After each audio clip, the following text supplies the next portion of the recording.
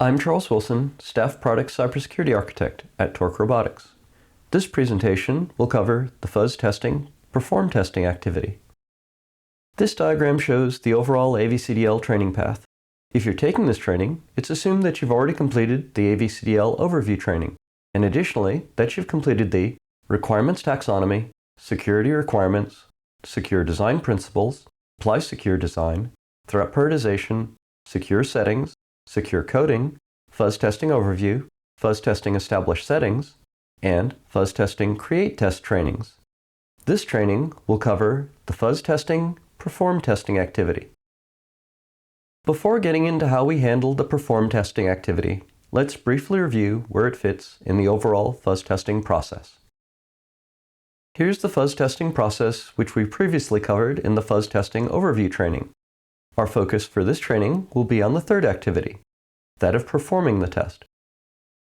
In the perform testing activity, the build system invokes the element fuzz test, which performs the fuzz testing and generates a fuzz testing output file. Ideally, this is done within the context of the CI/CD pipeline without the need for human intervention. Even though this activity is shown without an explicit actor, that doesn't mean that it isn't possible for someone to invoke the tooling locally. This is true with all automation. We shouldn't automate an activity until we can perform the task manually. And as a reminder, the preferred form of the output is JSON-encoded SARIF, which allows for uniform handling of cybersecurity relevant information as it passes through the CI/CD pipeline. Given that we've stated that fuzz testing is a fully automated activity, one might wonder what possible considerations there may be. Even given its automated nature, there are still concerns worth considering. Let's look at those. Our first consideration is that of termination on error. It's not uncommon for this type of testing to cause an application to terminate. This has been mentioned multiple times within the fuzz testing material, but is worth repeating here. You can't just add a fuzz test, which is going to be generating random inputs, and assume that everything is going to go smoothly, especially when it's used in conjunction with dynamic analysis frameworks to detect anomalous behavior. Regardless of whether a test terminates on error or not, it's critical that you handle its behavior in a way that allows the CI/CD pipeline to continue to its next task. This includes cleaning up any residual state that remains after the test completes. Our next consideration is that of issue occlusion. When an issue is detected, it's important to establish that it's not masking more fundamental issues. Review the test results carefully and don't just stop when you get the first failure. Finally, it's important to remember that fuzz testing may have spillover effects that trigger other cybersecurity tooling in use.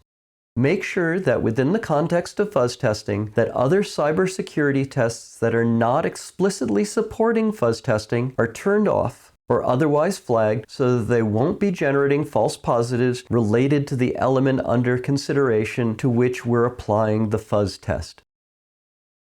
That covers the perform testing activity of the fuzz testing process. Let's look at a summary. There are two main points to keep in mind when you're performing fuzz testing. First, always consider the build system impact of the activity. It can't be overstated that any disruption to the build system has severe impact on the velocity of the development teams, so it should be a priority to ensure that there's sufficient resource headroom for fuzz testing to be performed without exceeding the allocated time and space budgets. Also, ensure that any negative impacts of the tests are accounted for, whether these be termination or anomalous behavior. Second, use SARIF for output when it's feasible. This is because it's both readily processed by Python, enabling easy intake by the issue tracking system, and can also be used as feedback directly into various IDEs to facilitate mitigation by the developers themselves. For more information and to get a more in-depth set of references, the fuzz testing, perform testing procedure tertiary document is available in the AVCDL GitHub repository. All AVCDL materials, both in source and distribution forms, are available on our GitHub site, as shown here. Because of the size of the repository, it's recommended that you either clone the repository or download a zip archive of it, if you're not familiar with using Git. Instructions for downloading a zip archive are linked to on the repository's front page. Videos covering various aspects of the AVCDL are available on our YouTube channel, as shown here. It's important to note that all AVCDL materials, except for the introductory blog posts, are intended for product cybersecurity engineering practitioners. With this training complete, if you completed the other trainings covering the fuzz testing process activities, you can proceed to the other trainings at this level.